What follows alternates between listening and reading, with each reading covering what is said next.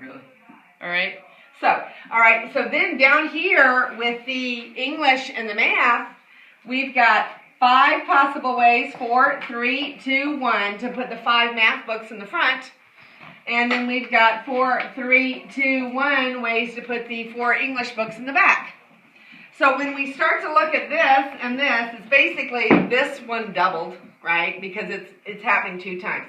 So we have to figure out what that big number is. Who's got their calculator? Their calculator. Thanks, Ethan. Okay, the calculator. 4 times 3 times 2 times 1 times 5 times 4 times 3 times 2. 5,760.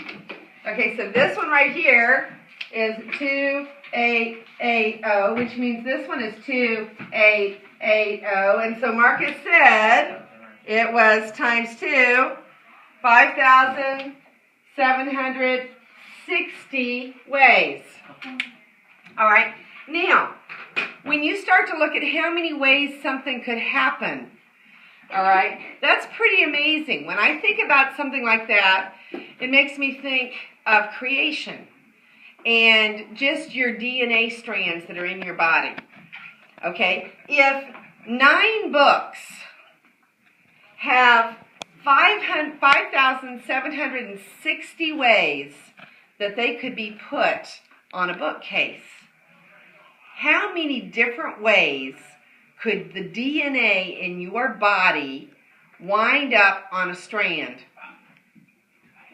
It's staggering to think about it, okay? When the evolutionists are out there saying, oh, this all happened by chance, and you kind of go, okay, if you were to, by chance, stick 9 books on a bookshelf, you would have 1 in 5,760 chances to get it in the exact correct order if somebody had designed that order. How many different ways would a DNA strand have of showing up? And what is the capability of life when one of those DNA molecules gets messed up? You think of the syndromes and the diseases that we've had that say, oh, you have got one little misplaced chromosome. One little misplaced chromosome. And you kind of think, really? The evolutionists really think that all those DNA molecules wound up being, the chromosomes wound up being in the right order by chance? And you go, really? That's pretty amazing to me. Okay, so now this one I love Saxon's choice of word problems. An elf and a gnome and a fairy and a pixie and a leprechaun were to sit in a line. How many different ways can they sit if the elf and the gnome insist upon sitting next to each other? Okay, so how many items do you have? You have 1, 2, 3, 4, 5. Okay, so we have 5 mythical characters, right? So basically, 1, 2, 3, 4, 5. Okay, we could put the elf and the gnome together on the first line. So we could put elf and gnome together there. And then we would have 3 critters left. 3, 2, 1, right? Or we could put the gnome and the elf in a different order, and we'd still have 3, 2, 1. Okay? How many other places could we put the gnome and the elf together? Basically, they have to sit side by side.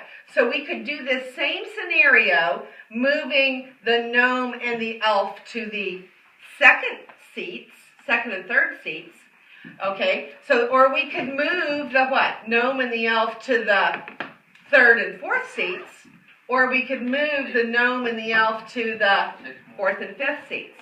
Okay? So basically, how many possibilities do we have here? And then we would say, okay, we could move times, that's another one, another one, another one. So we've got to basically take this and multiply by 4, right? So let's figure out what we have here, and then that will be 1, 2, 3, 4 different ways we could do this. So it's going to be times 4. So basically, this is not an option. We've already planted those. So this is 6, right? And this is 6. Okay, so we have 6 ways of doing these two. So that's 12 times 4. Okay, because that's going to give them 1, 2, 3, 4 different ways to put them together. So if I have 6 this way, 6 this way, that's 12 altogether for one set. And then I could move them through the others, and that would be times 4.